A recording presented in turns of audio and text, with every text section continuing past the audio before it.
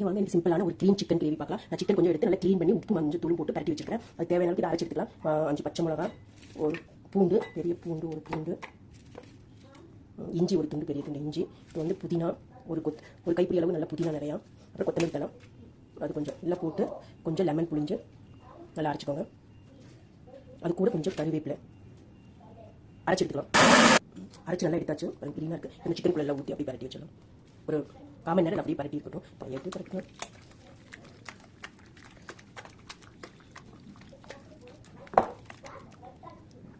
இது ஒரு 20 நிமிஷம் அப்படியே இருக்கட்டும். இப்போ சிக்கனை தாளிச்சு விட்டுக்கலாம். இப்போ வந்து நல்லெண்ணெய் ஒரு 2 குழிக்கரண்டி நல்லெண்ணெய் ஊற்றுவோங்க. எண்ணெய் காஞ்சோடனே ஒரு 1/2 ஸ்பூன் சீரகம், ஒரு பிரியாணி இலை இதெல்லாம் பொரிட்டு கொஞ்சோடனே சீரகம், கொஞ்சோடனே 3 பச்சை மிளகா, ஒரு பெரிய வெங்காயம் நல்லா வணக்கி விட்டுக்கலாம். வெங்காயம் நல்லா பாருங்கள் கொஞ்சமாக வந்துருச்சு. வெங்காயம் நல்லா குக் ஆயிடுச்சு, ஓரளவுக்கு கொஞ்சமாக வந்துருச்சு. இப்போ நம்ம வந்து சிக்கன் ஊற வச்சு சிக்கன் எடுத்து கொடுக்கலாம்.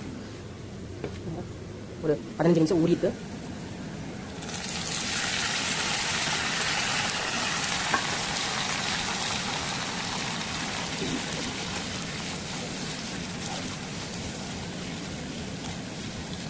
அப்படியே குக்காட்டு நம்ம வந்து முந்திரிக்கும் கொஞ்சம் தயிரும் அரைச்சி எடுத்து கொடுக்கலாம். இதுக்கு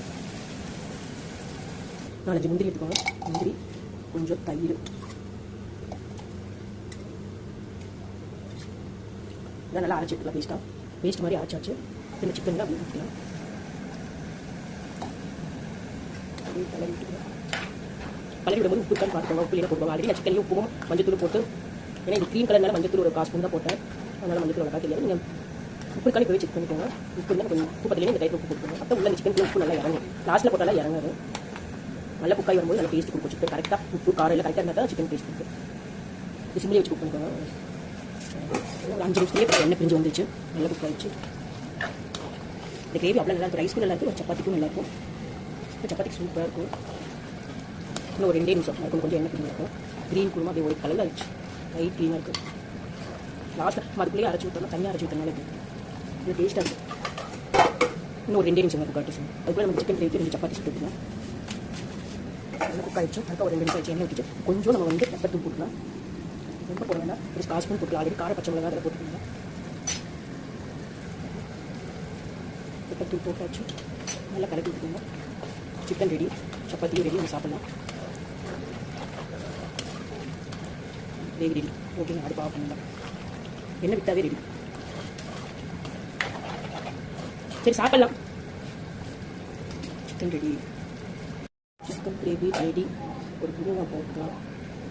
இப்போ இது வந்து ரைஸும் சாப்பிடலாம், சப்பாத்திக்கும் கிரேவி நல்லாயிருக்கும். எடுத்துக்கலாம். நல்லா சாஃப்டாக நல்லா ஜூஸியாக இருக்கும் சிக்கன். சாப்பிடலாம். கண்டிப்பாக எண்ணெய் விட்டு நல்லாயிருக்கும்.